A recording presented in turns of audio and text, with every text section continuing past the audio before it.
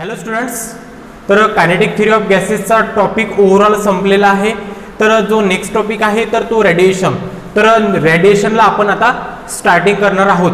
तर रेडिएशन हा वर्ड तुम्ही बऱ्याच दिवसापासून बऱ्याच वेळ ऐकलेला असेल. Electromagnetic radiations, okay, alpha radiation, beta radiations, okay.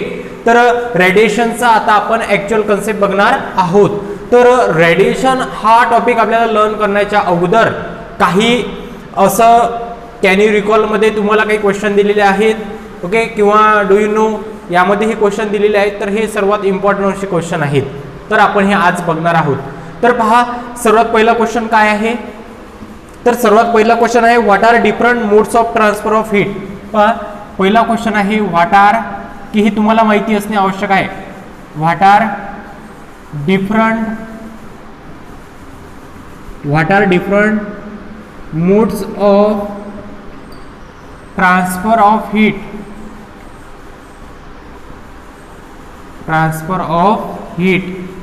ठीक आहे. तर हा आपला आजचा पहिला क्वेश्चन आहे डू यू नो मधला. तर हीट कशा प्रकारे तुम्ही ट्रान्सफर करू शकता, तर त्याच्या वेगवेगळ्या प्रोसेसेस आहेत काय, तर त्याच्या काही असे टाइप्स आहेत का की तुम्ही त्या प्रोसेसद्वारे हीट ट्रान्सफर करू शकता. तर हा आपला पहिला क्वेश्चन आहे. तर होय, यामध्ये तुम्ही 3 पद्धतीने हीट ट्रान्सफर करू शकता, 1, 2 आणि 3. ठीक आहे. तर पहा, मी इथं एक एक्सपेरिमेंट करतो. तर हा बघा, पहा, तुमच्या घरी जुन्या अशा शेगड्या असतील, बरोबर आहे ना, जुन्या अशा शेगड्या असतील की त्यांना ज्यावेळेस तुम्ही प्लगमध्ये टाकता तर त्यावेळेस त्या काय होतात, रेड होतात. ठीक आहे. आणि सपोज तुम्ही त्याच्यावर एखादं अशा प्रकारे एखादं चहाचं वगैरे कोणतं तरी भांडं ठेवलेलं आहे. ठीक आहे. आणि त्याला अशा प्रकारे काहीतरी पकड आहे. ठीक आहे. बघा, अशा प्रकारचं एक भांडं आहे आणि हे याच्यावर तुम्ही ठेवलं. ठीक आहे. तर आणि यामध्ये काय आहे, पाणी आहे. मध्ये चहापत्ती, दूध वगैरे नंतर टाकू आपण, साखर वगैरे. ठीक आहे. तर बघा, तर अशा प्रकारे हा एक्सपेरिमेंट इथं आपण स्टार्ट केला. तर हीट उष्णता, तुम्हाला माहिती आहे उष्णता कशी असते, गरम. ठीक आहे. उष्णता कशा प्रकारे सेन्स करते हे सर्वांनी अनुभवलेलं आहे आतापर्यंत. बऱ्याच जणांना चटके वगैरे लागलेले असतील. तर बघा, या केसमध्ये काय होते, तर हीट ट्रान्सफर होण्याचे 3 टाईप आहेत. एक आहे कंडक्शन, दुसरं आहे कन्व्हेक्शन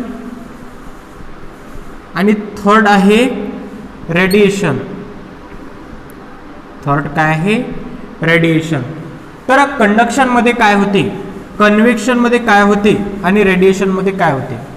तर बघा, ही जी कॉईल आहे तर ही कॉईल जळत आहे, म्हणजे ही गरम झालेली आहे, बरोबर आहे. तर बघा, तर कंडक्शन म्हणजे काय, कंडक्ट होणे म्हणजे वाहने. तर हे जे एक हँडल आहे, तर हे हँडल पण काही वेळानंतर गरम होईल, बरोबर आहे. बट इथं जर तुम्ही पकडलेलं असेल तर तुम्हाला इथं गरम लागेल पण इथं गरम लागणार नाही. म्हणजेच हे जे इथं हीट एनर्जी या पूर्ण भांड्याला मिळाल्याबरोबर हे काय होत जाईल की थोड्या वेळानं इथं समोर सरकायला सुरुवात होईल, बरोबर आहे ना.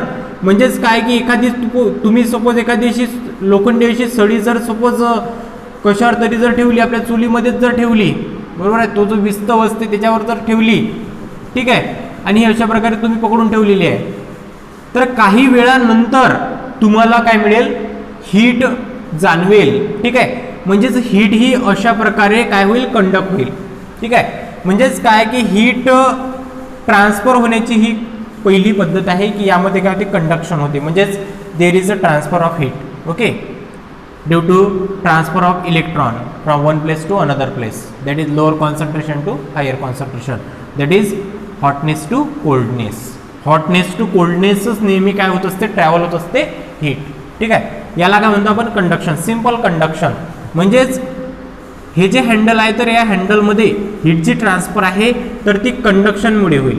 कशाने ट्रान्सफर होईल, कंडक्शनमुळे. ओके. सेकंड केस आहे कन्व्हेक्शन. तर कन्व्हेक्शन हा टॉपिक थोडासा कॉम्प्लिकेटेड आहे. बघा, इथं काय होते की सपोज आता हे एक भांडं मी थोडं वेगळं काढतो इथं, ठीक आहे, आणि यामध्ये काय आहे, पाणी आहे. याला मी काय केलं, हीट केलं, याला मी काय केलं, हीट केलं, काय होईल इथे, काय होईल तर बघा काय काय होते. तुम्हाला असं जाणवलं असेल एखाद्या वेळेस, खूप जर मोठं जर भांडं असेल हे पाण्याचं, तुम्ही याला हीट केलं आणि बाजूला ठेवलं, हीट केलं आणि लगेच बाजूला ठेवलं, ओके, आणि हे पाणी ओतलं तुम्ही कशामध्ये तरी. तुम्ही काय करता की आता हे पाणी जर सपोज तुम्हाला हीट करायचं आहे, गरम करायचं आहे, तर तुम्ही याला तुम्हाला जेवढं पाहिजे, ओके, जेवढं पाहिजे तुम्हाला हीट, जेवढं पाहिजे तुम्ही जर त्याच्यामध्ये हात टाकला तर तुम्हाला गरम वाटते, ते तुम्हाला काय वाटते, ते गरम वाटते, बरोबर आहे. मग काय करतो तुम्ही की हे पाणी आहे तर हे दुसऱ्या भांड्यामध्ये ओतता, दुसऱ्या भांड्यामध्ये ओतता, ठीक आहे. तर हे ओतत असताना तुम्हाला हे गरम लागते, बरोबर आहे ना, हे पाणी तुम्हाला गरम लागते. बट थोडंसं जे खालच्या पार्टमधलं जे पाणी असते ना, जे खालच्या पार्टमधलं जे पाणी असते तर ते तुम्हाला थंड लागते. कसं लागतं तुम्हाला, थंड लागते. किंवा तुम्ही एक एक्सपिरियन्स घेऊ शकता की एखादं मोठं भांडं घ्यायचं, ते हीट करायचं, वर तुम्ही थोडंसं हात टाकायचा तर तुम्हाला गरम मिळेल, पूर्ण हात असा खाली जाऊ द्यायचा, खाली तुम्हाला थंड लागेल, ठीक आहे. मग इथं ही कन्व्हेक्शन प्रोसेस नेमकी काय असते बघा. आता या भांड्यामध्ये पुन्हा पाणी आहे, कन्व्हेक्शन प्रोसेस लक्षात घ्या. आता या भांड्यामध्ये पाणी आहे, ठीक आहे, बघा, आणि आपण याला सडनली हीट करून राहिलो, आणि हा जो वरचा पार्ट आहे हा हीट झालेला पार्ट आहे, हा जो वरचा पार्ट आहे हा हीट झालेला पार्ट आहे, म्हणजे हीट होऊन राहिला. आणि हा जो खालचा पार्ट आहे हा थंड आहे, हा हॉट आहे आणि हा कोल्ड आहे, राईट.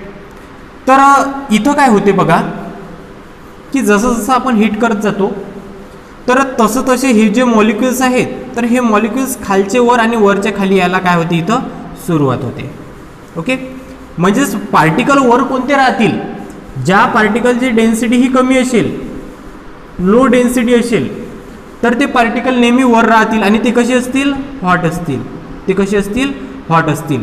म्हणजेच इथं काय होते बघा, हे जे मॉलिक्यूल आहे तर या मॉलिक्यूलना सर्वात अगोदर हीट लागते, ओके, त्यामुळे हे वर जातात, त्यामुळे कुठं जातात, हे वर जातात, ठीक आहे, गरम होऊन वर जातात. का बरं गरम होऊन वर जातात, गरम झाल्यामुळे याच्या पार्टिकलची डेन्सिटी आहे कमी होते. मग सर्वात वरच्या हा जो थर असेल, हा जो वरचा जे एक लेवल असेल, तर या लेवलमध्ये ज्या पार्टिकलची डेन्सिटी ही कमी असेल तेच पार्टिकल फक्त वर येतील. बाकीचे जे थंड पार्टिकल म्हणजे हाय डेन्सिटी ते कुठं जातील, खाली जातील, कुठं जातील, ते खाली जातील. सेम या केसमध्ये तसंच आहे. मग या प्रोसेसला आपण काय म्हणतो, convection.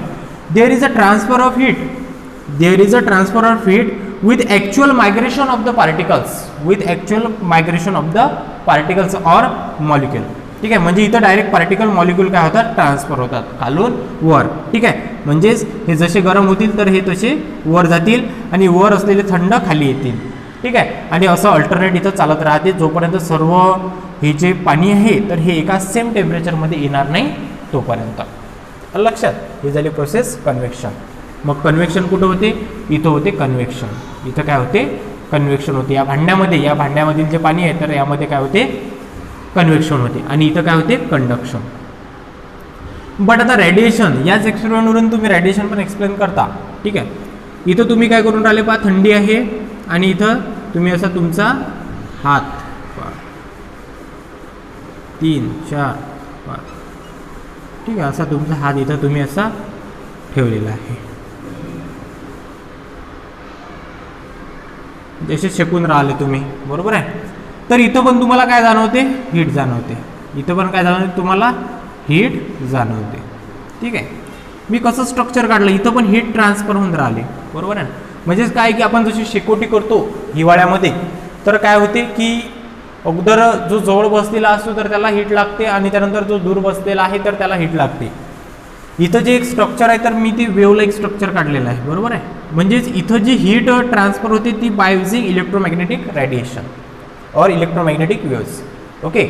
that is the transfer of heat from one place to another place with the help of waves, okay.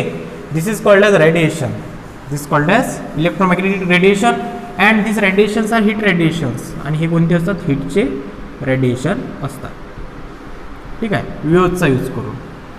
आलं लक्षात. म्हणजे इथं कंडक्शनमध्ये ॲक्च्युअल इलेक्ट्रॉन ट्रान्सफर होतात. सेकंड केसमध्ये मॉलिक्युल्स मायग्रेट होतात. आणि थर्ड केसमध्ये हीट ही ट्रान्सफर होते युझिंग, या केसमध्ये heat is transfer using conduction of electron.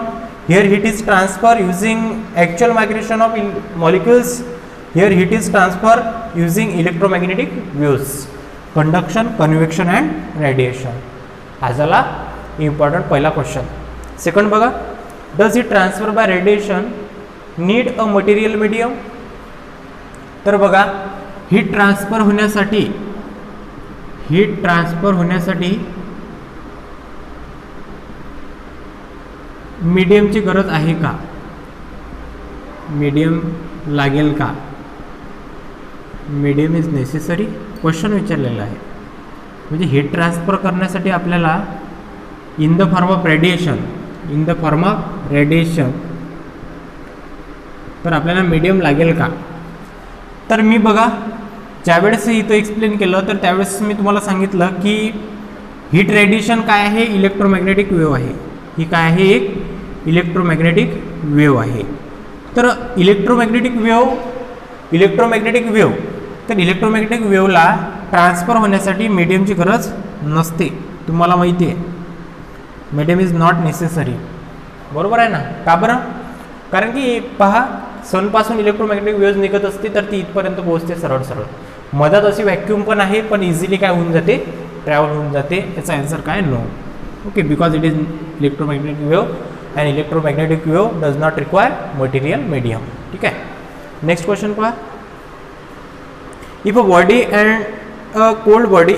Hot body and cold body are kept in vacuum separated from each other, can they exchange heat? If yes, which mode of transfer of heat causes change in their temperature? If not, give reasons. तर बघा, question काय म्हणतो की अशा प्रकारे एक vacuum create केलेला आहे. की इथं कोणत्याच प्रकारचं ॲटमॉस्फिअर नाही आहे. दोन बॉडीज आहेत, एक ए बॉडी आणि एक बी बॉडी आहे. ए बॉडी हॉट आहे आणि बी बॉडी काय आहे, कोल्ड बॉडी आहे. ठीक आहे. क्वेश्चन असा विचारलेला आहे की ते हीट एक्सचेंज होईल का. ओके, इथं हीट ट्रान्सफर होईल का, असं क्वेश्चनचं मिनिंग आहे. ओके, तर मग इथं हीट एक्सचेंज होईल का, तर होईल. Okay, which mode of transfer of heat is use, here radiation. म्हणजेच रेडिएशनच्या माध्यमातून इथं काय होईल, हीट ट्रान्सफर होईल. म्हणजे ही जी हॉट बॉडी आहे तर ही हॉट बॉडी या कोल्ड बॉडीला काय देईल, हीट देईल. आणि ही कोल्ड बॉडी हीट ॲब्झॉर्ब करेल. कधीपर्यंत, जोपर्यंत हे दोन्ही थर्मल इक्विलिब्रियममध्ये येणार नाहीत तोपर्यंत. म्हणजेच जोपर्यंत या दोन्ही बॉडीचं टेम्परेचर हे सेम नाही होणार तोपर्यंत. म्हणजेच या होल ॲटमॉस्फिअरचं, या होल व्हॅक्यूम आणि हा होल एरियाचं हा जो इन्क्लोज आहे, या सर्व रिजनचं जोपर्यंत टेम्परेचर हे सेम नाही होणार तोपर्यंत दोन्ही बॉडीमध्ये हीट एक्सचेंज होईल with the help of radiation. Okay, तो व्हॅक्यूम आहे तरी व्हॅक्यूममधून पण हीट ही ट्रान्सफर होते using the radiation. Okay, by using radiation or electromagnetic waves.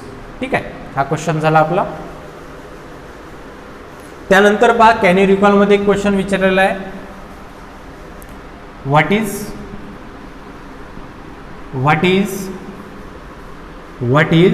Electromagnetic wave. Question काय विचारलेला आहे, what is mean by electromagnetic waves. तर इलेक्ट्रोमॅग्नेटिक वेव्स काय असतात, तर इझी आहे. बरोबर आहे ना, इझी एकदम. इलेक्ट्रोमॅग्नेटिक वेव्स सर्व झालेलं आहे आपलं. बघा,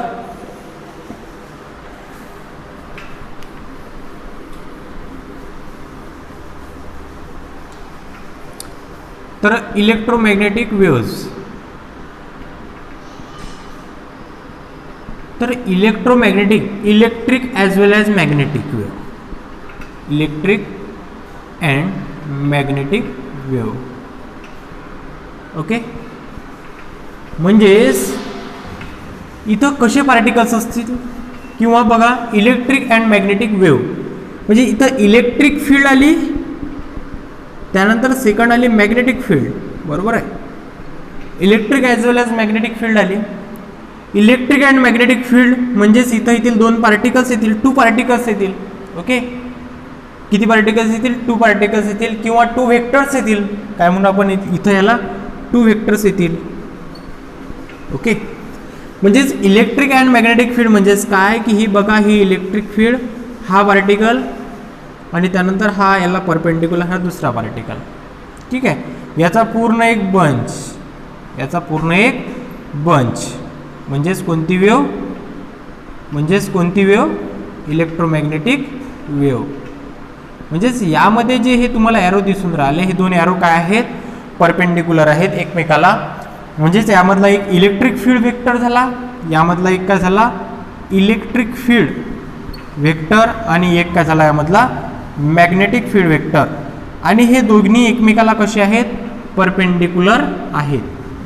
काय? हे दोन्ही एकमेकाला परपेंडिक्युलर आहेत. ओके, लक्षात. Now this is called as electromagnetic waves, electric as well as magnetic waves.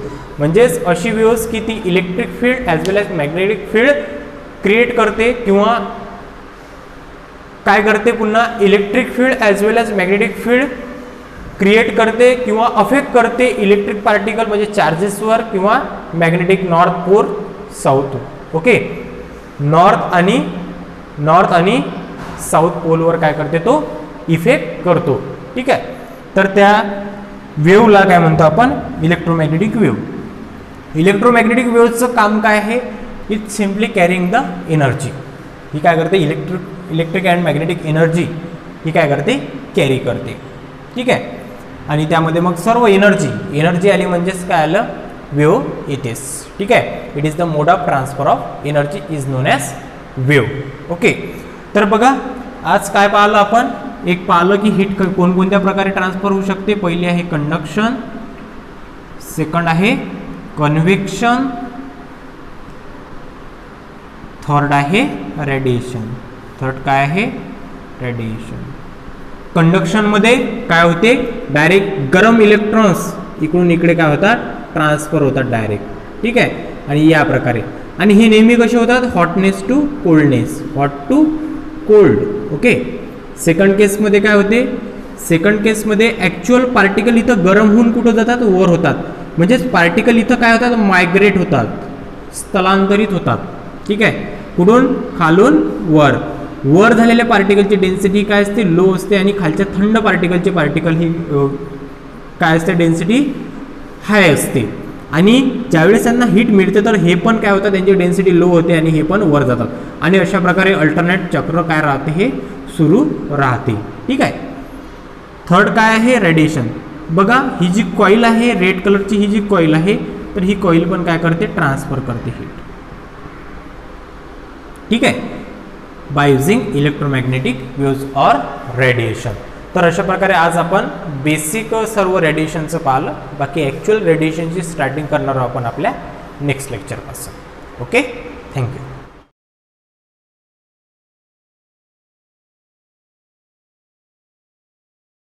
When you keep an object near burning wood, it becomes hot because of heat transfer. In this video, we will learn about different ways in which transfer of heat can take place. Heat can be transferred from one object to other by conduction, or convection, or radiation. When heat from one object gets transferred to other object by direct contact, it is known as conduction. For example, when we make tea, heat from stove gets transferred to steel pan because of direct contact, and thus this is conduction. When you iron your clothes, heat energy gets conducted from iron to clothes. In convection method, movement of particles of liquid or gas cause transfer of heat from heat source. Let's take an example of pot of water. As we heat it, water particles near the heat source gets heated first. We know that addition of heat causes increase in movement of particles, thus these particles move randomly and a relatively empty space is formed. To fill this space, particles from far areas move here. Again these particles acquire heat energy and move away. This process goes on and whole water becomes hot. In conduction and convection, there is a medium in which heat gets transferred. But there is no medium between sun and earth, still we get heat from it. When heat transfer takes place without any medium, it is called radiation. You must have seen people sitting around the fire. Here too, heat is transferred in the form of radiation. In fact, every hot body radiates heat and becomes cold. Let's take an example of boiling water on a stove. From stove, heat conducts to pot as it is directly in contact. Due to convection, all the water particles receive heat.